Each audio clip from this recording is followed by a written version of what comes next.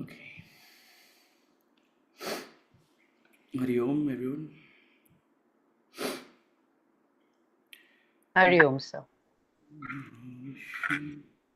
Okay. Hari Om, sir. Hari Om.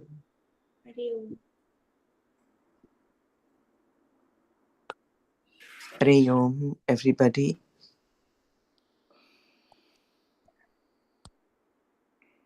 So many people voted yes for Sunday class, and they've all gone frar.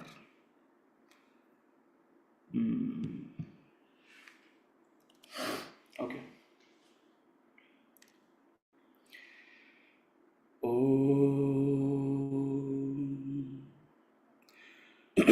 Om Sahana Vavatu Sahanau Bhunaktu Sahaviryam Karavavahai Tejasvinavadhitamastu ma vidvishavahai. Om Shanti Shanti Shanti.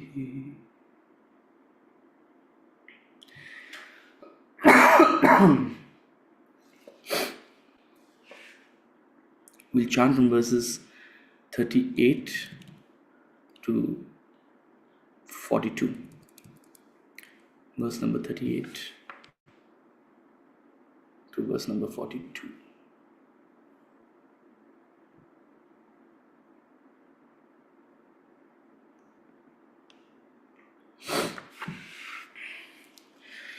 धूमे नाव्रियते वह्निः यथादर्शो मलेन च यथोल्बेनावृतो गर्भः तथा तेनेदमावृतम्. धूमेनाव्रियते वह्निः यथादर्शो मलेन च यथोल्बेनावृतो गर्भः तथा तेनेदमावृतम्.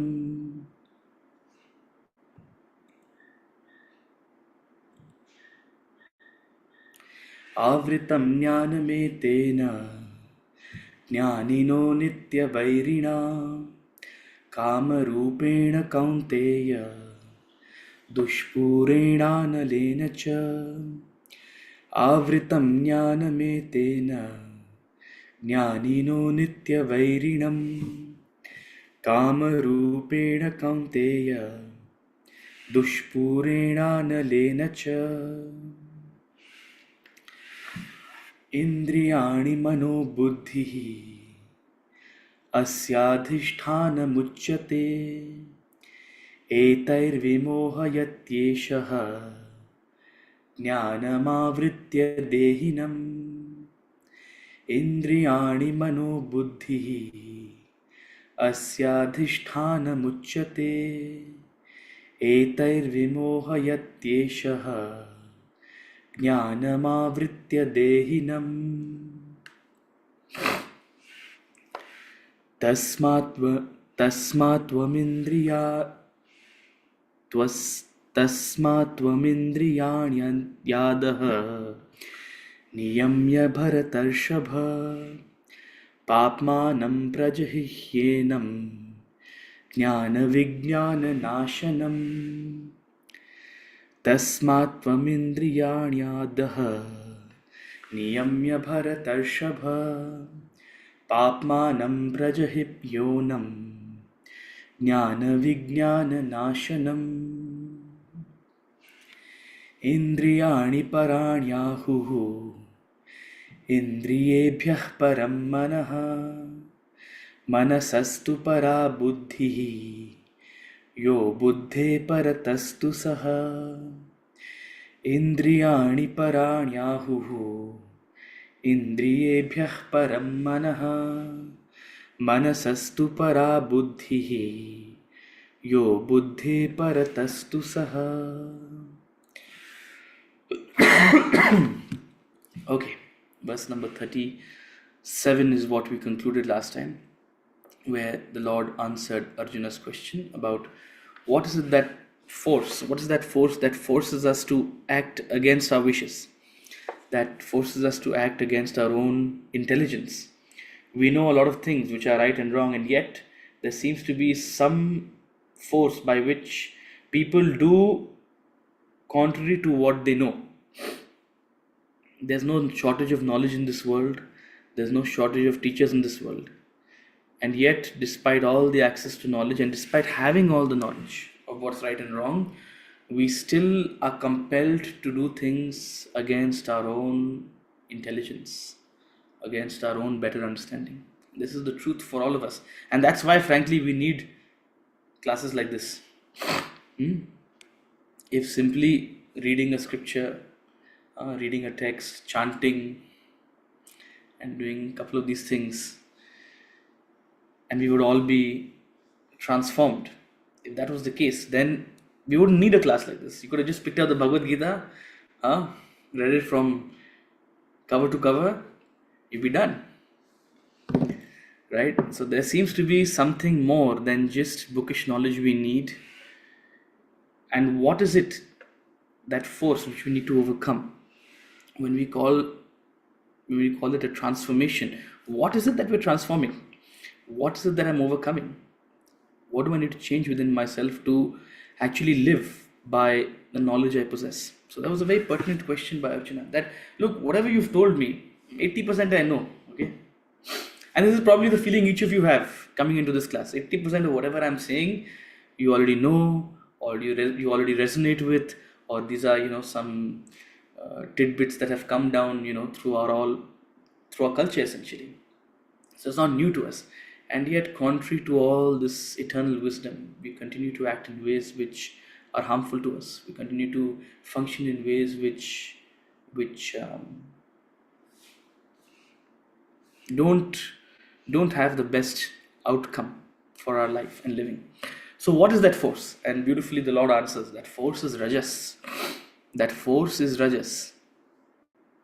That which is keeping you bound, that which is keeping you to act out of a state of impulse and emotionalism, that which is keeping you in this quagmire of emotion and attachment. Kama esha, krodha esha. It is desire, it is anger, and all the modifications of emotions born out of Rajas. You and I, we're all bundles of Rajas. That's what we are. See, after studying Vedanta, I don't know, when you see people, different people have different feelings. When I see people, I just see a bundle of vasanas.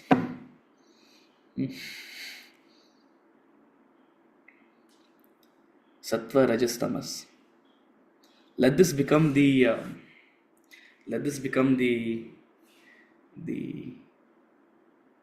metric by which you assess. It's a beautiful metric. Sattva, Rajas, Tamas. When my wife and I have to sit back and maybe, share a thought or two about maybe a new person we've met or something or someone, we always talk in these terms. He's become very sattvic.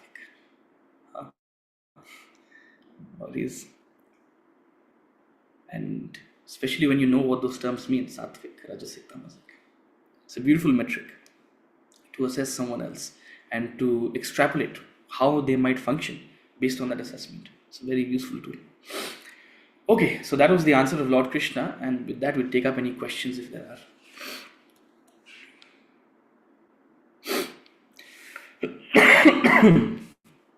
Yes, Prachi. Ankit.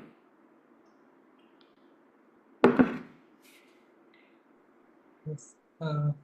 So basically, just wanted to, our environment, like the environment which one grows up in, and especially our childhood, there's such a outsized impact on, determining a field of activity. So to what extent is, Swadharma or a choice of activity actually conditioned by our environment versus how much of autonomy do we actually possess in choosing it? Yeah. No, see, autonomy, again, there's, autonomy is not something that is sort of exclusive of other things. There's no such thing as, I don't even know how you'll measure 100% autonomy. Hmm. I don't know how No. you measure 100% autonomy, But that said, that naturally your environment influences you, no doubt about it, right? That said, if you follow the theory of karma, you're also born into an environment based on your temperament, based on your vasanas. So they're both interrelated. Your environment is not totally, you know, your environment and your vasanas, your environment and your swadharma are not mutually exclusive, is what I mean to say. Right? Naturally, sort of Nietzsche has brought you into this environment based on some thought forces, essentially. Right? That said, there can be a disproportionate influence of what is called mahat, a disproportionate influence of what's sort of in trend, right, and what everyone is doing. So I think for all practical purposes, if you're simply uh, you know not blindly following mahat and stepping back to ask yourself, what is it that invigorates me, what is it that gets me alive, right? See, the influence of the environment is not per se a bad thing. It's not per se a bad thing. In fact, the kind of environment you're born into can be very helpful, right? The network you create, the connections you make, the kind of things that are bustling. If you're born in a certain environment, if you're born in Silicon Valley, boom. So your environment is not per se a bad thing, so long as you don't unquestioningly, blindly, simply follow it out of a very superficial, short-sighted intent, right? So two things within yourself you have to battle. Let the environment have its effect on you, no doubt, but you, for your part, should step back and question, what is my temperament, what makes me alive, what brings me alive, what is the kind of action that I enjoy doing, and B, what is my intent? Is it short-sighted? Is it superficial? Right? There are all sorts of sort of these influencers and people who speak on this subject. What's that gentleman's name? Start with Y. What's that gentleman? What's he called? What's his name? Start with Y. Know that book? Yeah, sure. The book. Huh? He's an author. Start with Y. What's his name? How can I forget? What is it? Let's look. Simon Sinek. Yeah, Simon Sinek. I don't know if that's how you pronounce his name. You heard of him? Simon Sinek? Cool guy. Cool guy. So he has his book called Start with Why, which is, in trying to figure out what you should do, his whole premise is you should ask yourself why you want to do it, right? The what is not important as much as the why is. So figuring out your why is very important. Is it simply how you want to be perceived? A lot of people do an action because they want to be perceived in a certain way in their environment, because they want to be known in a certain way. Is that a sufficient why? We're not saying it's right or wrong, So, of course, if you ask all these questions, if you have this approach to any action, the environment can have a very positive influence on you as well. You can objectively very, very much make good use of the environment, be it your own family wealth, be it your own community, be it your own sort of social sort of construct, and where you're born into, you can use it very effectively, no doubt about it. So per se, the environment is not a bad thing. You have to develop your own buddhi, your own capacity to think, reason, judge, decide. Period. Yeah, but with a lot of kids, right? Especially, I don't know, the time when we were growing up, you were sort of conditioned to not question and just do what you were told. And then, a lot of people do get conditioned and they never then sort of, even when they grow up, start asking that why. So, just feels like Yes. Alas, alas, so sad. It's a tragedy. It's a tragedy, right? And to a large extent, generations before us were constrained by resources, were constrained by circumstances. But all the more now, we are becoming less and less constrained. So without any judgment to those who have come in the past, and in many ways, you see a lot of these people in their 50s and 60s actually figuring out sort of a new, you know, direction in life. It's quite, I don't know if you have such people in your life, they're finding a new expression, maybe something they couldn't have taken up back in the day, right? So, look, it's not a deal maker or deal breaker. Swadharma is a headwind or a tailwind. And within Swadharma also, it's your attitude, as we say. It's not fixated on one particular action. It's a field or a theme of action which you can adopt in any field, right? I mean, it's a broad. I mean, you have to interpret it in terms of the quality of action, the nature of activity, other than a specific field. So, first and foremost, Swadharma is quite flexible. Secondly, you know, everyone, I mean, from a practical perspective, everyone has constraints along which they have to function, but those constraints are reducing more and more. So this should be if you see parenting nowadays, like people are doing, I mean, children are experiencing at the age of 3 or 4 what you and I didn't till like around 15, right? The kind of exposure, the kind of things they're getting introduced to, the kind of classes, that, and it's all a positive thing. It's all a good thing, right? Now the only thing parents need to fight is the desire to, the desire for the outcome, or the push to, forcibly mold them into something. That's what they need to resist. Then it will be much better.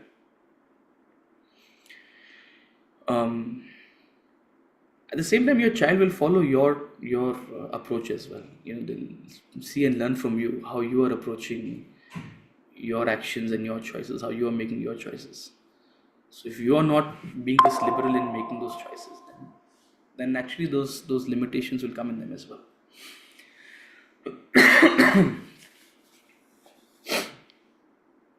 Yeah. Okay. Rituji, yes. Sir, you used the word Mahat. I just was wondering what exactly would that mean? Mahat means the influence of the environment on you. The way Okay. the environment functions, other people function, your peers function, the way in which social norms are set, right? So we are a herd animal, and even if we resist it, we develop a herd instinct. Now, if we don't develop a buddhi to question, reason, and come to our, see, I'm not saying you have to always go against the herd. I'm not saying you have to be rebellious to what society tells you. No. But is the norm that is accepted in society also something that you have come to agree about, with your own sense of values? So has it been filtered through your own capacity to think, reason, you know? So it may be that 70% of the times you agree with your environment, and 30% you have some disagreements or some reservations. These are complex things. But Mahat is that sort of push, that pressure, that sort of herd pressure, right? Which inadvertently sort of impacts each one of us. And the weaker your buddhi, the more the impact. Everyone was doing it, so I also did it. Whether it's from what you should eat, to what movie you should watch, to what you should think and what values you should have. Especially in this world of social media, it's so easy to make a perspective go viral. Sure. And the more ignorant people are, the more they blabber. So the more ignorance spreads. And the more ignorance we consume day in, day out, day in, day out. The first time I heard Vedanta, social media wasn't that big. Okay? So we didn't quite, but the world has really changed in like 15 years. And Swamiji's ideas are even more relevant today because it's so easy for the blind to lead the blind in the world of social media. So Mahat is, seen in a negative connotation, it's the blind leading the blind. Mahat can have a positive connotation also. Satsang is also a Mahat. If you're in the environment, if you're in a positive environment, in a constructive environment, it can energize you. It can have an infectious energy, Of course. Every time, no matter how much I have certain reservations about the United States of America, every time I land in the United States of America, there's an infectious energy. I'm just like, yeah, I can even be a coffee barista in this country and survive. It'll be so exciting functioning like this. They have a certain infectious energy. It's a positive Mahat. Right? Also, sir, you said Swadharma can be either the headwind or the tailwind. Dharma is a Just tailwind. explain that. Swadharma is a tailwind, Paradharma is a headwind. So Swadharma is a tailwind which propels, which helps you sort of progress faster. Paradharma is something that Yes. constrains you and it almost like you have to put in more effort to move the same distance. Sure. Thank you so much. Okay. Verse number 38. All devouring, all sinful. Rajas, all devouring. It will consume you. Rajas will burn you out. If you are burnt out, it's Rajas. All consuming, all sinful. Know this to be the enemy here. It is the enemy. Your own Rajas is your enemy. Your own desire-ridden, uncontrolled emotion, selfishness, attachment is your enemy. The other person is not your enemy.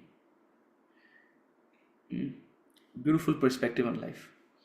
Your enemies don't exist outside you. Your enemies are in your own head. Verse number 38. Dhume navriyate vahnihi yatha darsho malena cha yatholbenavrito garbhaha tatha tene damavritam. Dhume navriyate vahnihi yatha darsho malena cha yatholbenavrito garbhaha tatha tene damavritam. As fire is covered by smoke, as a mirror by dust, as an embryo is covered by the womb, so is this covered by it. Again, one of those verses which send you into a toss. What on earth is he saying? This, that, embryo, smoke, mirror, dust. Why is he speaking in such code language? Why? Everything was so simple till now. As fire is covered by smoke, as a mirror by dust, as the embryo is covered by the womb, so is this covered by it. It's one of my favorite verses of the Bhagavad Gita. You should also bookmark it. Beautiful verse. Before I jump into explaining it, we'll talk about what is this and what is it. So is this covered by it? What does he mean?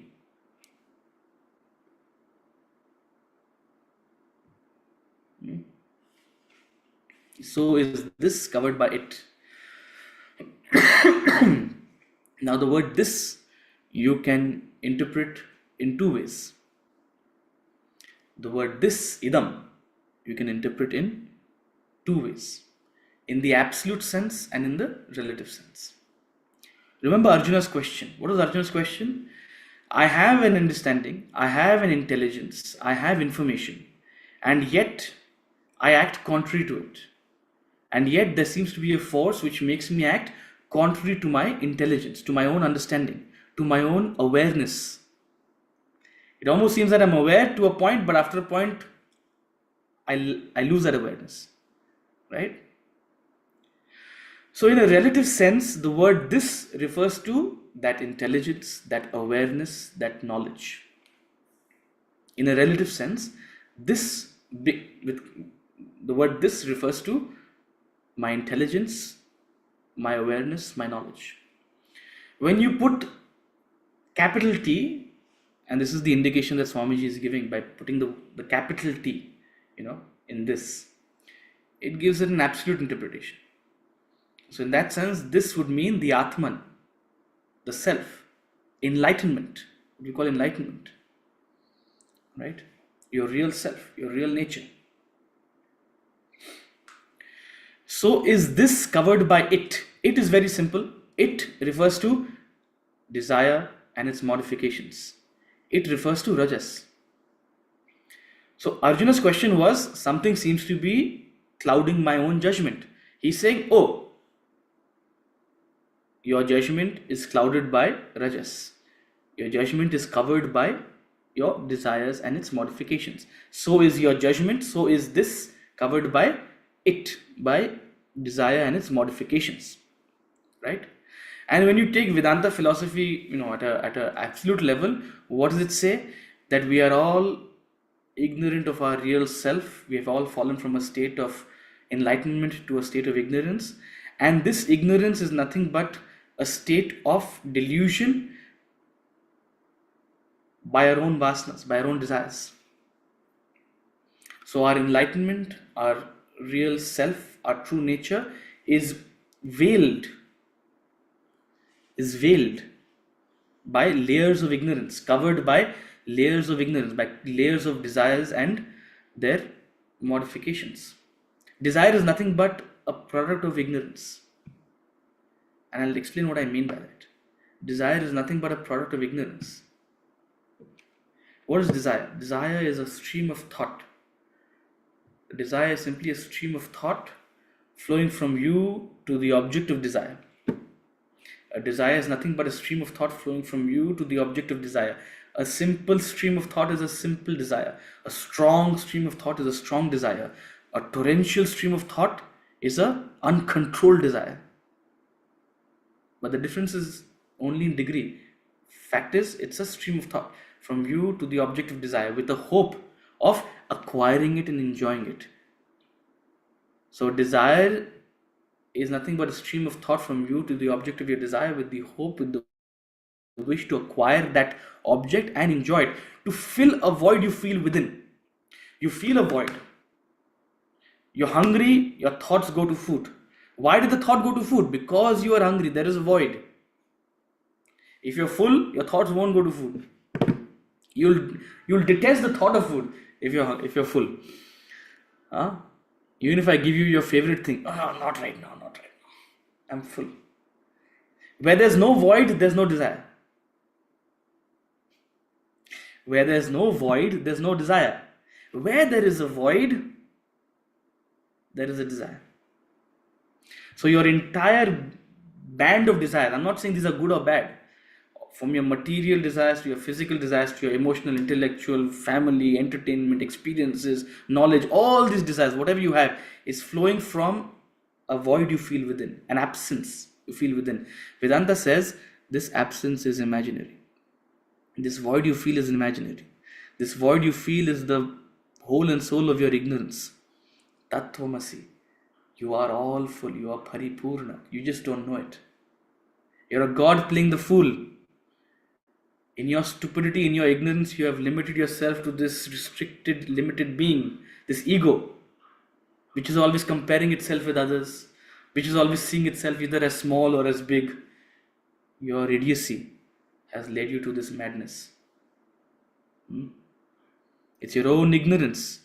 And in your ignorance, you create innumerable desires. So Vedantin doesn't say a desire is good or bad. Vedantin says a desire is idiotic. It's not good or bad. It's stupidity. You're playing the fool. So is this your enlightenment, your Atman, your real self, covered by your ignorance, your desires? Got it? Two interpretations. They are the same interpretation, just different levels, right? So is this covered by it? So is your judgment, so is your awareness, or so is your enlightenment, so is your real self covered by it. What is it? Rajas, desires and their modifications. Well, desires and the modifications have been given a threefold explanation. It's not just rajas, a threefold explanation. It, desires, are of three types. They can be sattvic desires, they can be rajasic desires, they can be tamasic desires. It can be sattvic ignorance, it can be rajasic ignorance, it can be tamasic ignorance. As fire is covered by smoke, as a mirror is covered by dust, as an embryo is covered by the womb. Threefold.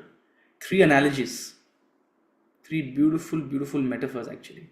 Three beautiful metaphors to talk about sattvic desire, rajasic desire, and tamasic desire. First of all, sattvic desire. Sattvic desire, we all possess sattvic, rajasic, and tamasic desires. We all have all of them, right? You can think of them as good desires or noble desires, mediocre desires, and problematic desires. We all have all three. There's the divine and the devil both in us, right? And the entire spectrum of it. So what are sattvic desires? Sattvic desires veil the self. Sattvic desires are ignorance, like fire covers smoke. How do sattvic desires veil the self? How is sattvic desires covering this? He's saying this is covered by it like fire by smoke.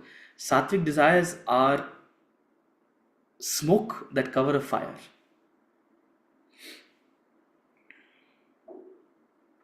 Sattvic desires are like smoke that cover a fire. How firm is the covering? Smoke covering a fire creates a temporary, very parsing layer of lack of clarity. A little bit of wind, you just blow it away and the smoke will be gone and the fire will be visible.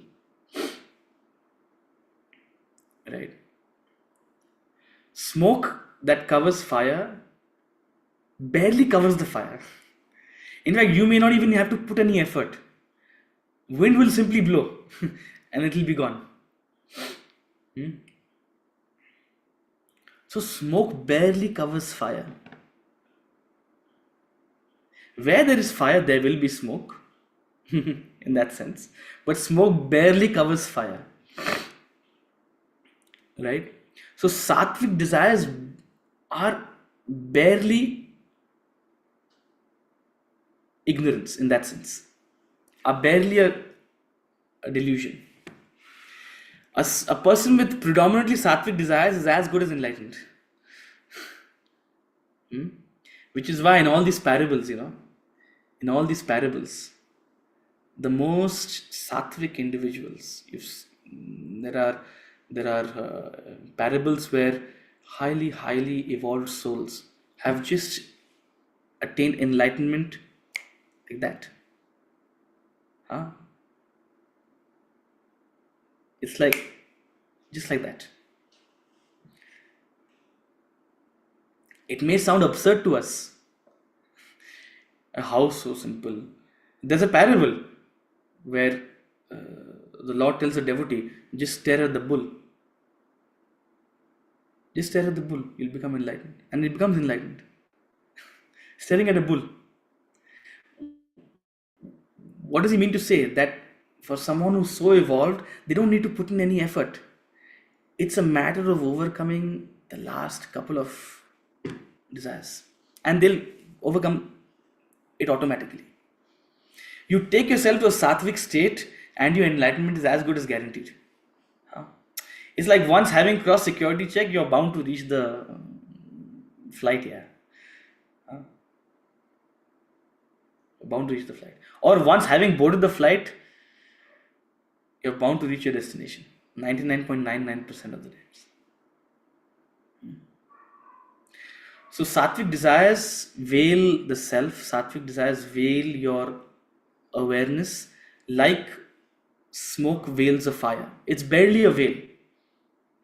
Just a little bit of a clarification and you'll be fine. Oh, yeah, I understand. So it's no distraction. It's like no distraction. As good as nothing. Then comes rajasic desires. Rajasic desires veil your understanding. Rajasic desires veil the self. Rajasic desires veil your enlightenment. As dust covers a mirror. So rajasic desires are like dust that cover a mirror. Left to itself, it will only accumulate more dust. Left to itself, it will only become a stronger and deeper crust. I don't know if you've been to a room which has barely been cleaned for months and months and months. The dust cakes up. And then when you try to clean it, some things come off easily, but some things have become so deeply ingrained. It requires a lot of effort to remove it. So to remove dust from a mirror, first of all, if left alone, it will only increase in its potency. And it requires effort. So rajasic desires require effort. You have to use your buddhi and apply yourself in circumstances, in situations. Otherwise, your emotions will get the better of you. Otherwise, that dust will impede your awareness. So rajasic desires require effort, require you to apply yourself in order to control your desires and emotions, in order to control your greed and lust, in order to control your envy and jealousy and pride. Envy, jealousy, malice and pride, all of these things. You require effort. And if you slip or if you become dismissive about them, they'll grow into something demonic very quick. He's compared rajas elsewhere to the wind, torrential. So don't take it lightly. Don't take it lightly. The third is tamasic desires. Tamasic desires are like an embryo, are like a womb that covers the embryo. Tamasic desires are like the womb that covers the embryo.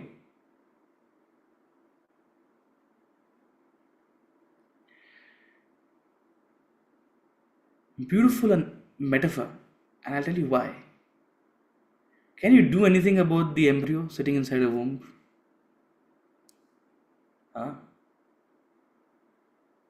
You can't do anything. You just have to wait. It'll go through its development. It'll have its complications. You'll have to be very careful and just wait it out. There might be pain in the process. Tamasic desires. First of all, a tamasic person will lack the awareness itself that, oh, I have a tamasic desire.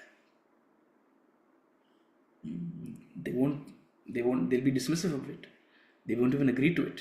And there'll be a lot of pain and suffering. They'll have to go through a lot of experiences in order to hope that better awareness comes to them. You have to wait it out with tamasic desires. No amount of knowledge, no amount of explanation. In fact, if you have a hint of tamasic desire but you have awareness, consider yourself lucky. You're able to work on your tamas with objectivity. Because the more tamasic a person is, the more they lack objectivity. They have to go through the knocks and shocks. They have to go through the pain and pangs of life, struggles.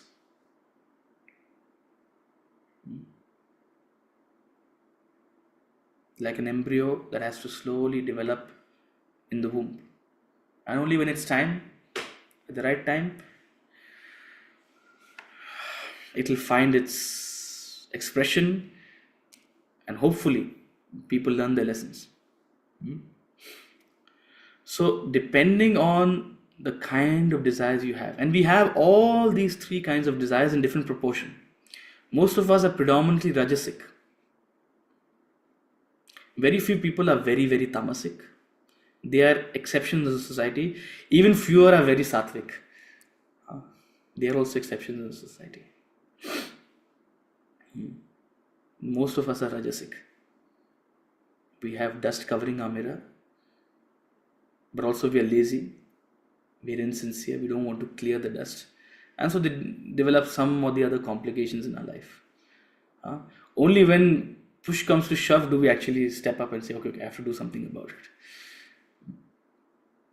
So, the three kinds of desires that veil the self. ये है मैली चादर.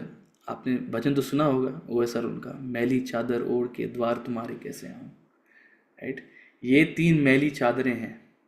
सात्विक चादर, तामसिक चादर, राजसिक चादर और तामसिक चादर. Through the spiritual process, you eliminate tamas, transform rajas, and turn more and more sattvic. And as we said, sattva is as good as enlightenment. You get there, it's an autopilot. You've done most of the work, then nature will do the rest for you. God helps those who help themselves. So is your awareness, so is your judgment, so is your enlightenment covered by these three kinds of desires, O Arjuna. Be careful.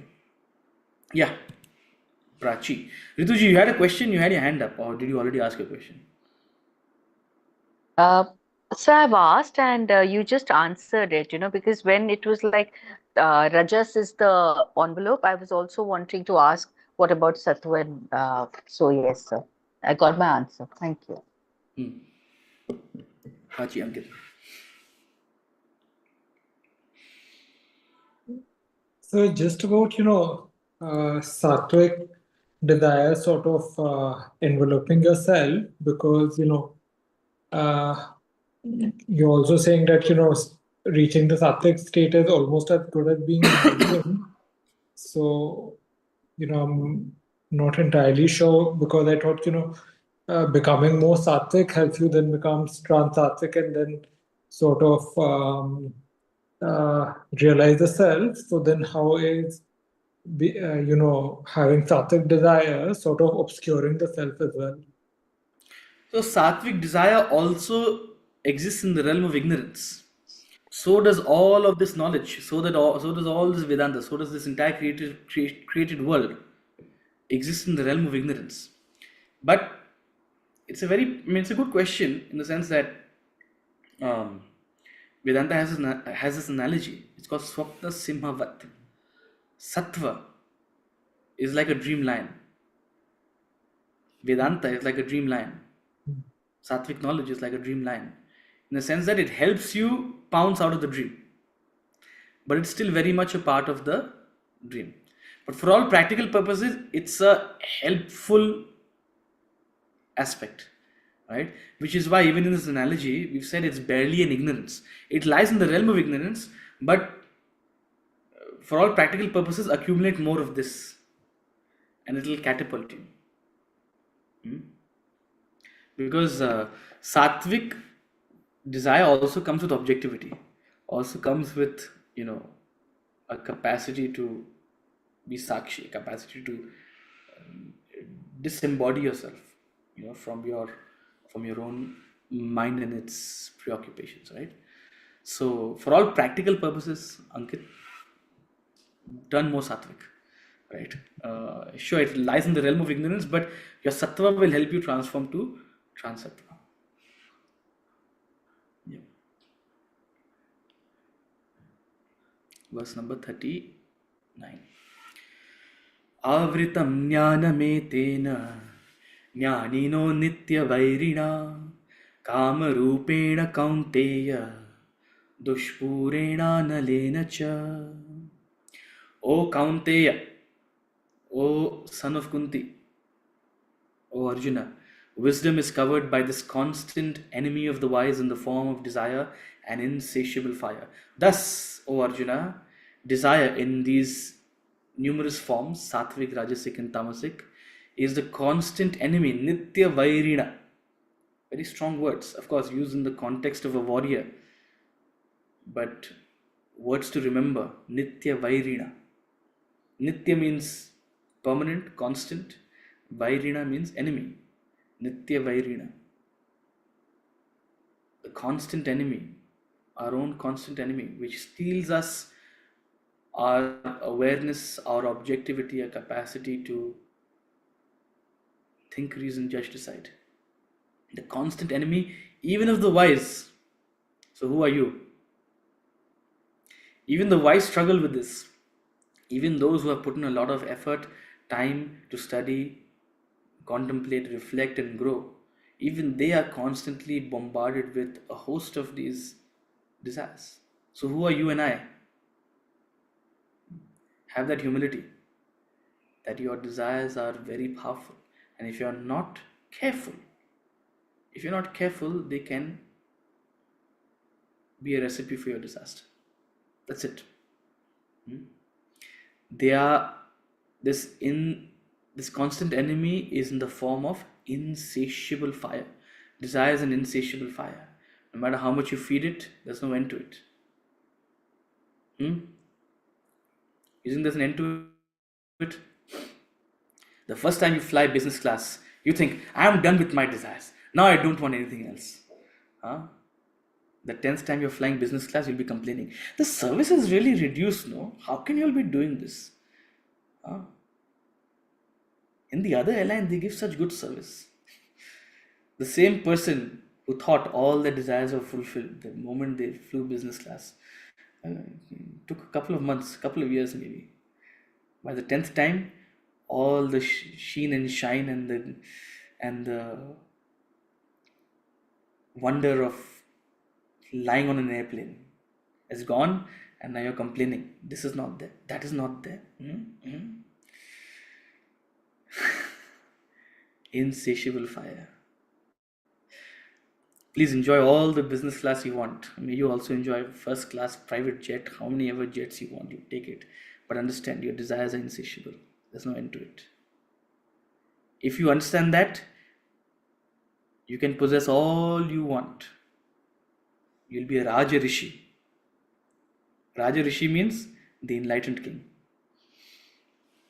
the sage king or queen.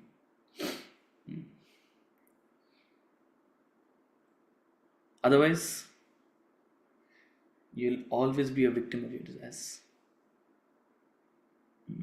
And so long as the going is good, you think, yes, I'm on track, I'm in control. The moment life throws a trump card, it'll all come crumbling down like a pack of cards.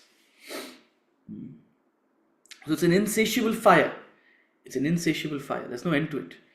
Understanding this is wisdom. Not denying yourself, not limiting your enjoyment. True renunciation has no limits on the kind of pleasure you can enjoy.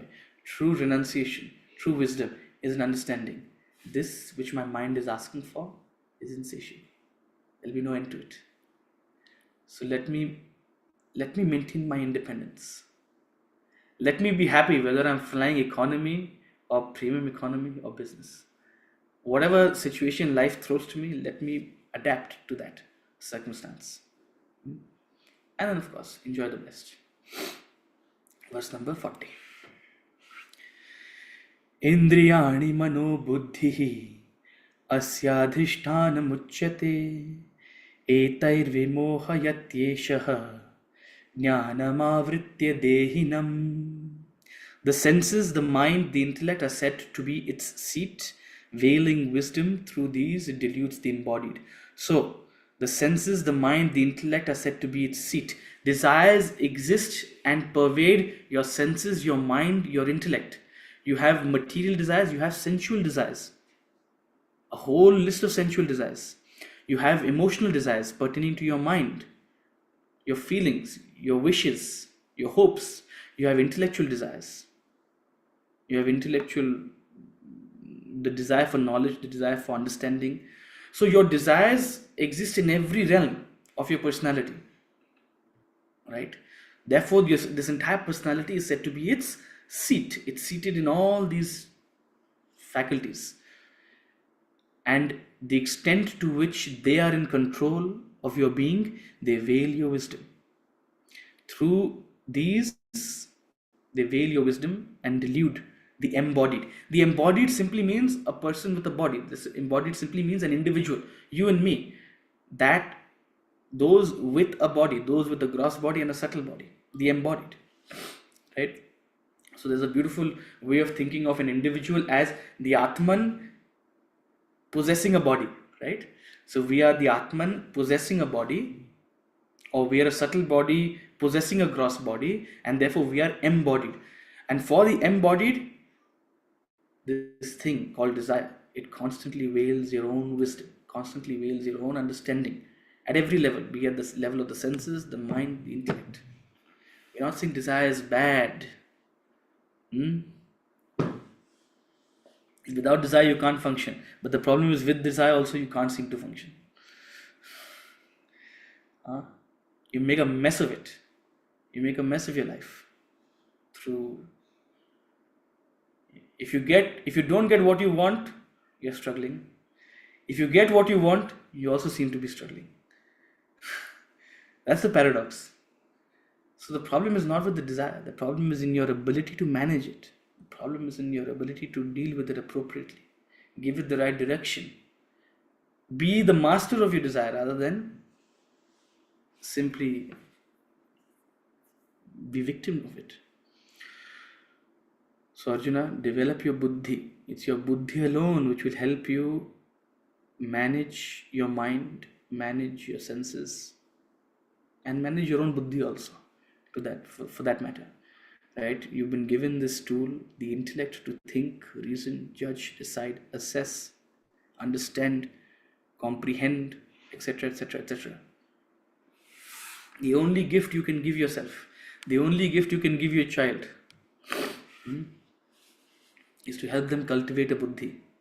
As Ankit said in the beginning of class, we don't allow people to think, our children to think too much. This is the biggest blunder. The biggest blunder we do is not to help the other develop a capacity to think, make mistakes, take their own decisions, have conversations, clarify, discuss, engage, share their opinion. All of these are extremely important in an individual's development. If you didn't have the capacity to do it as a child, it's not too late. Huh? Swamiji would say it's too late, but I know he didn't mean it, because he would allow all sorts of people of all sorts of ages to come to the ashram. It's not too late. If you didn't have that capacity as a child, at least now, all the more we are exposed to more and more information day in, day out. Develop this habit of thinking, questioning, engaging, and before giving your opinion or sharing your perspective, we think sharing our perspective and giving our opinion is a birthright. More important than sharing your opinion or sharing your perspective is asking the right question. That's the most important skill. And that is what will help you deal with not only the world, but deal with yourself, deal with your own desires, deal with your own fluctuating mind, your own oscillating mind. We'll take up, I'm so tempted. We have 10 minutes for the 12, 13 people in the class. We have 10 minutes. Yes. We just have Absolutely, yes, sir. It's a conclusion. It makes no sense to carry it on to the next class. So verse number 41. Tasmat vimindriyanyadaha niyamya bharatarshava papmanam prajahihyenam jnana vijnana nashanam. Tasmat, therefore, tasmat tvama indriyani. Therefore, O Bharatashrava, control first your senses. Indeed, kill the sinful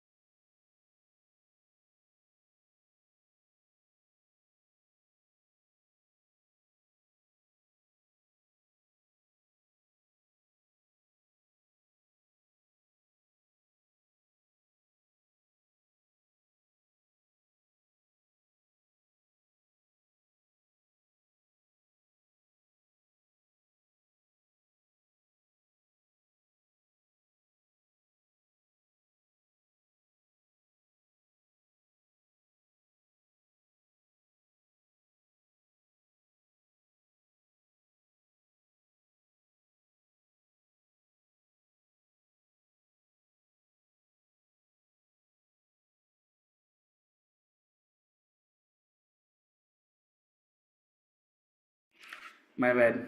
In all my excitement, I forgot to turn on the charger on my laptop. So boom. Oh well. My excitement was clouding my awareness. Huh?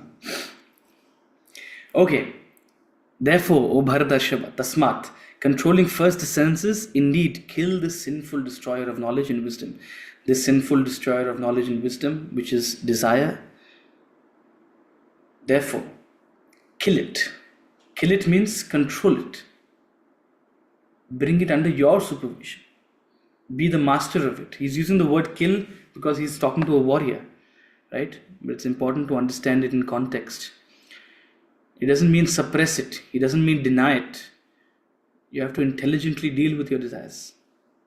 And first start at the level of the senses. If you can't control the level of your senses, if you can't control your material and sensual wants, then forget enlightenment. What are we talking about? Right? So work towards making lifestyle changes that you want. For your own development. And be the master of your desire, not the slave of it. He uses the term Bharatarshava. Bharatarshava is someone, Bharata Rishabha. Rishabha is a bull, signifying extreme effort and discipline. Right? A bull puts in a lot of work on the fields, extremely disciplined. Maximum work, maximum effort. And that's the kind of commitment it will require from you. You have to be committed on this path. So, O Bharatarshava, with all your commitment, start with your senses and adopt the lifestyle which will help you become a better version of yourself, which you want to be. Otherwise, your desires will not serve you. कामनाएं आपके काम नहीं आएंगे. You think your desires are serving you? No, they're not. You think your desires are making you happier and better and improving your life? No, they're not.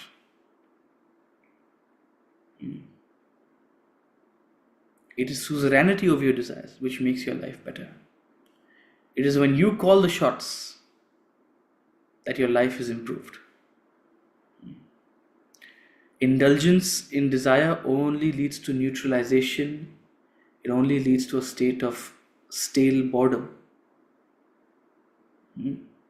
Indulgence in desire only leads to a state of neutralization, only leads to a state of stale boredom. You lose the value for the thing, whatever you indulge in. That's the truth. But when you live a life based on your better understanding of awareness, of judgment, of understanding, of reasonable regulation and moderation, that you decide how much to regulate, how much to moderate. But when you live a life in that fashion, you are truly happy. Verse number 42. Indriyani paranyahu indriyebhyah param manaha manasastu para buddhihi yo buddhe paratastu saha. Indriyani, the senses. Interestingly, please, I'm sure you have all become familiar with this word Indriya by now, right? Indriyani is plural for Indriya. Indriya means senses. A sense, the sense. That's from where the word Indri comes. The famous whiskey that is very popular in this country now. Indri comes from Indriya, right? Indriya means senses. Indriyani, paranyahuhu, parani ahuhu. The senses are great. The senses are powerful. The senses are extremely powerful. The senses are represented by the 5 horses on the chariot. The chariot traditionally has 5 horses. And the senses represent the five horses represent senses. They are powerful, aren't they? We measure power in the form of horsepower, right? We measure the capacity of something, the strength of something to function in terms of horsepower. They're great, they're powerful. If uncontrolled, they can sweep you from under your feet. They can completely consume you. If you simply give in to senses, late midnight snack, completely overpower you, and then you'll feel terrible. Oh, why did I eat so much? It happens day in, day out. Your senses are getting the better of you. Suddenly a sense attraction comes and it completely sweeps your mind away. Huh? You came into the restaurant with the thought, I'm only going to eat a little bit. But the moment you saw burrata salad, the moment you saw, what else? Arancini balls or something like that. Completely swept away. So the senses are great. Greater than the senses is the mind. If you commit to something, see, if you say, no, आज मैं शिव जी का व्रत रख रहा हूँ, या आज मैं शिव जी का व्रत रख रही हूँ, what have you done? Emotionally, you've committed to something. Immediately, your capacity to control will increase. The same senses which seemed powerful, when the mind is firm in a certain direction, it has a greater power than the senses. Or when there's emotion involved, emotions are somewhat an effective means of controlling the senses. Or when it comes to you wanting something and your child wanting the same thing, that emotion for the child, you'll obviously give it to the child. You love your child. There's one chocolate left. Will you have it by yourself or will you give it to your child? So your emotion far exceeds the capacity of your senses. Greater than the mind is the intellect. Now, very often the senses and the mind go hand in hand. And then what do? The mind and the senses team up together and they completely trap you and fool you. They think, oh yes, this is what I want, this is what I need, this is what I want, this is what I need. That's when you need your buddhi to come in and make the right judgment, make the right decision. If you have a strong buddhi, it can adequately control your mind and your senses. In the absence of a buddhi or a strong buddhi, it will be held hostage by the same mind. The same mind will manipulate your intellect. Why? Because the intellect is weak.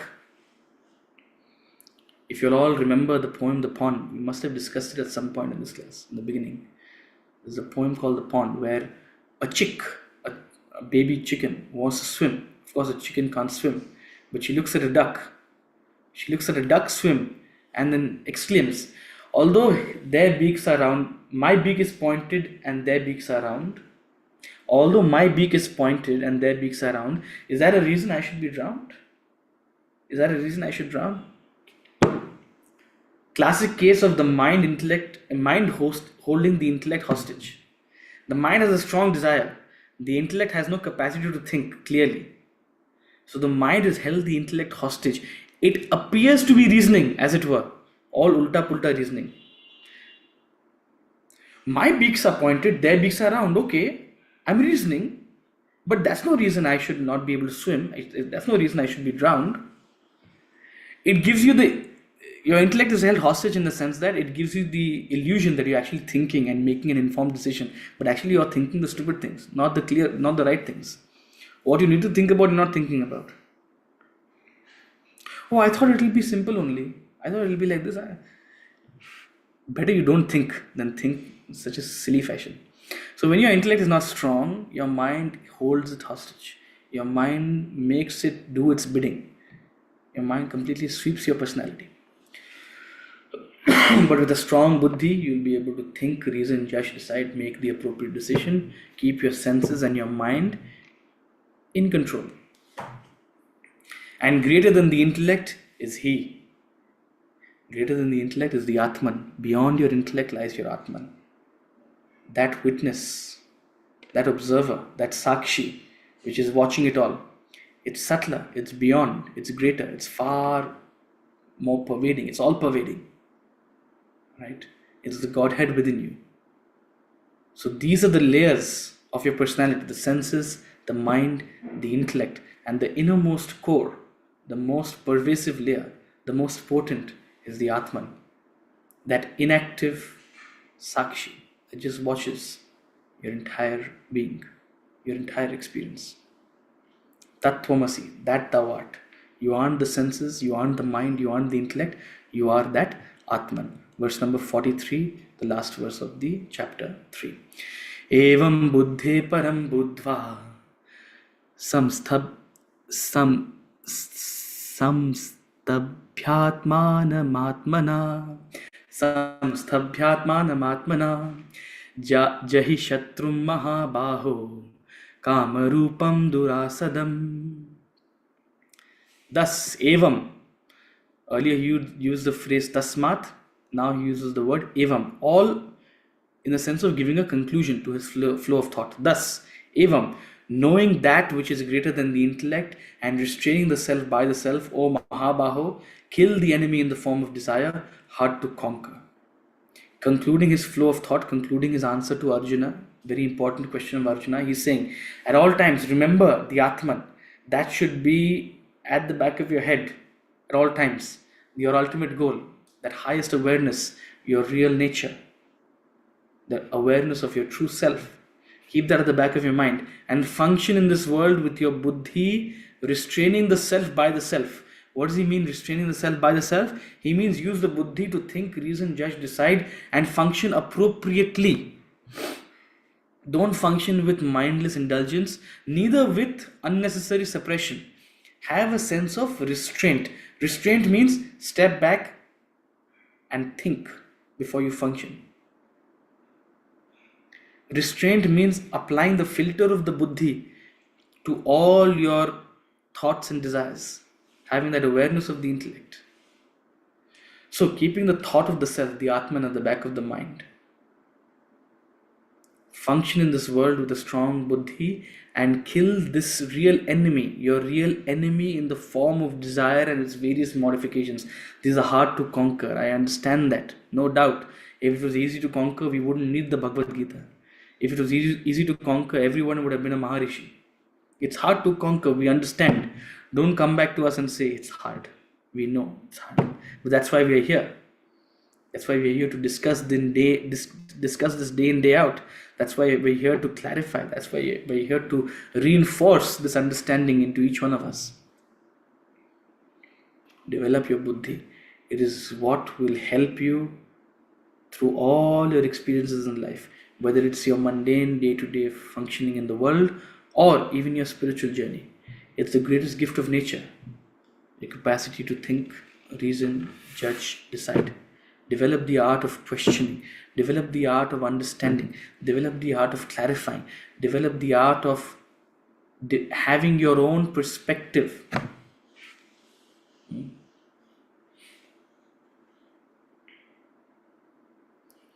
Your analytical skills will take you far. Just today my father shared with me a list of top 25 job skills. I think he wants to ensure that I have these skills. The first skill, 70% importance given by everyone.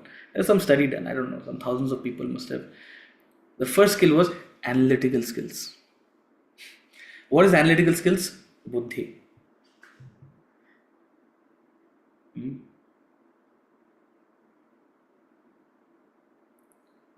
All your G1s and 100 out of 100s are pointless if you don't have a buddhi.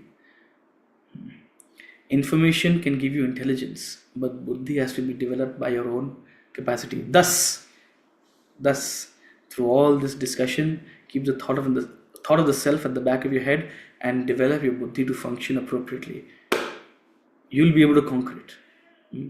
The Lord gives His guarantee. We know it's hard to conquer, but this is the way, and I'm sure you'll be able to do it. That's what Lord Krishna says. So with that thought, we'll conclude this verse and we conclude this chapter. We'll chant the concluding mantra. Om Tat Sad Iti Srimad Bhagavad Gita Su Upanishadsu Brahma Vidyayam Yoga Shastre Shri Krishna Arjuna Sambade Karma Yogo Nama Tritiyo Dhyayaha. Here ends the third chapter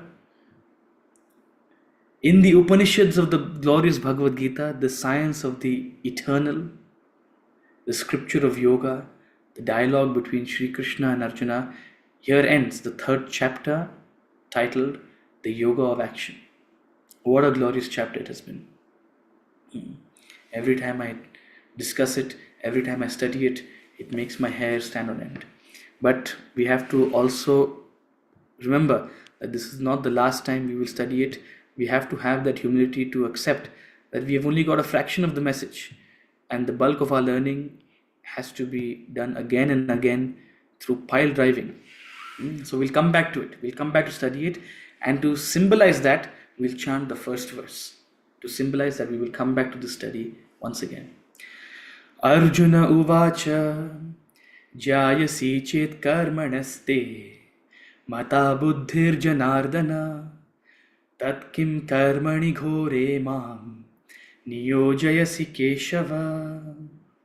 O Janardana, you've talked a lot about action, you've talked a lot about knowledge. If you consider knowledge superior to action, why then do you engage me in this terrible action? Thank you, Arjuna, for asking this question, and thank you, Arjuna, for asking all your questions. By that, all of us have been truly benefited, that we get this wonderful knowledge to discuss, learn, and guide our lives with. With that thought, we'll conclude today. Thank you for your patience. I've taken 20 minutes of your time. Rituji, you have a question? Yes, sir, if you have the time today, because I have 2-3 things that I want to ask, sir. Okay. Starting with, should I? Is it okay? Yes, you can leave if you all are pressed for time. Otherwise, you can stay. You're more than welcome to stay. The recording will anyway be online. So go ahead, shoot. Yes, sir. So my question is, in the 43rd verse, when the thing is the self by the self, what you explained, sir.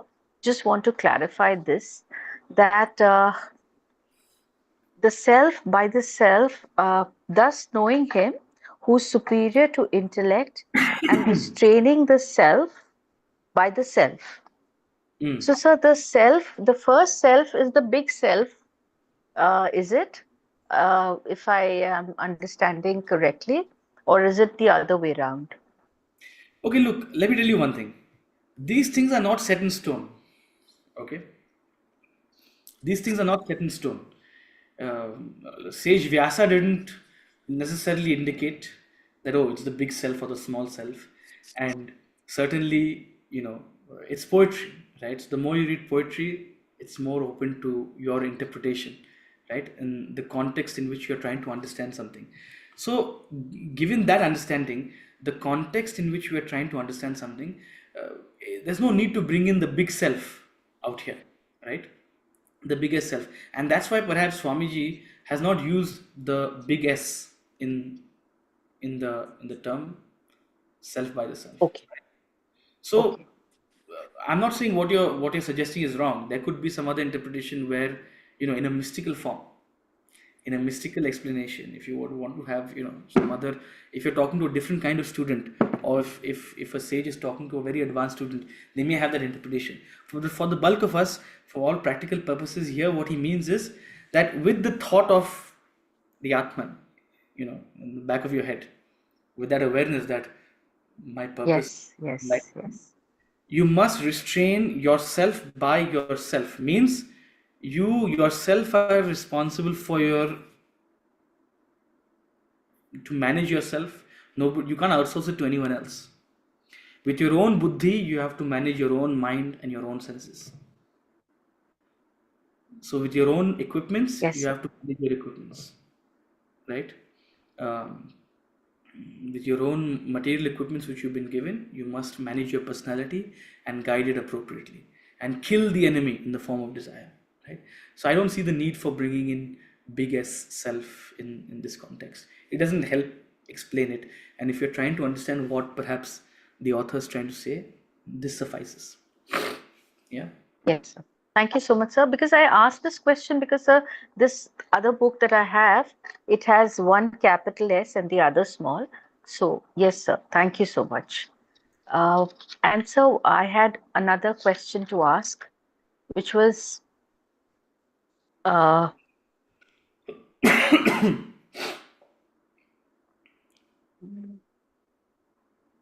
so this the analogy of the chariot and the horses. Hmm. Sir, could you very quickly, if you don't mind, sir, if you could tell me, sir, because like you spoke of how the senses is almost the mind. So that bit I wanted a little clarity in my mind, sir, because it's such a basic analogy. So I wanted to have it right. So if you could please, The analogy of the chariot. Okay, first of all, I think I'm a little allergic to the word "sir." I don't know why. Like there's something in me that doesn't sit well. So I'll request everyone in the class and watches this in the recording. I'll feel more comfortable if you call me by my first name, which is Utsav, right? I mean, I don't thank you. mind people calling me sir, but I don't know, something just doesn't sit right. Maybe some other day, I don't know, but Yes, some other time. all But you right. can call me Utsav. Yeah. So, um, the analogy of the chariot. The analogy of the chariot is, you have this vehicle, which sort of symbolizes your entire personality, your entire sort of body, and all your bodies, and it's composed of these various elements. So the five horses are the senses, right? And the senses are attached to reins. The reins represent your mind, right? They Okay. almost like thought fibers, right? In that sense. So like they're like reins, that which connects your inner body to your outer body. And holding the reins is a charioteer, Sarathi. The word is Sarathi. The Yes. charioteer is that which is holding the reins, controlling the reins, and that is represented by the intellect.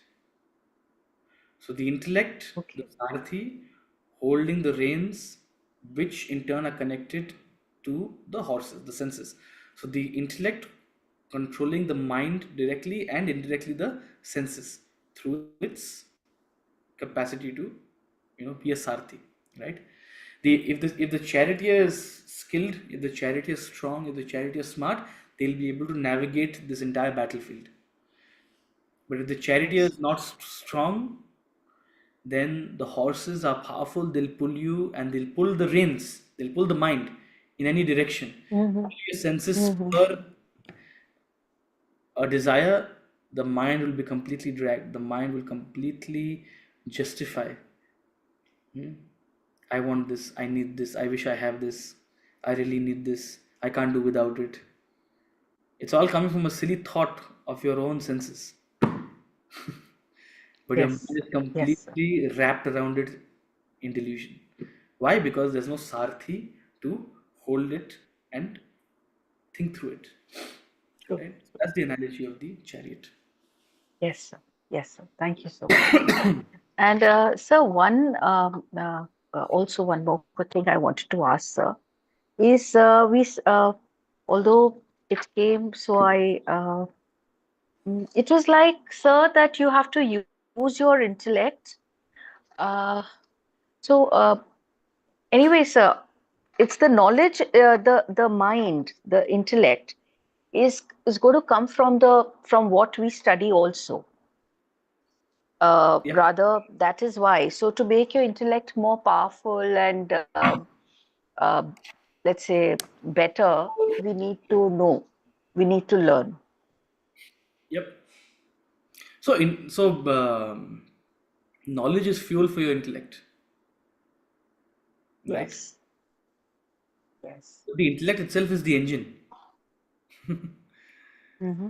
So if you don't build the Okay. buddhi, you're only feeding it fuel. Mm-hmm. Mm-hmm. Will anything happen?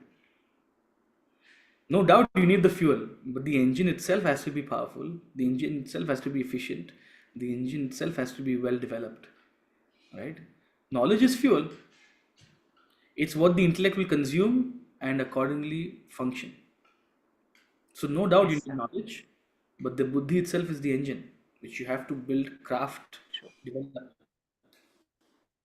Thank you so much, sir. Thank you for a wonderful class and a wonderful Okay. session. Thank you.